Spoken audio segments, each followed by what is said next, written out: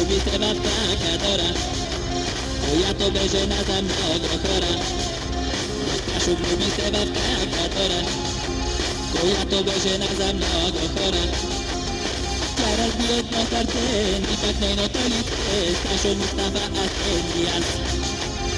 Тя разби едно сърце, ни пак нейното лице, Сташо Мустафа Асен и аз.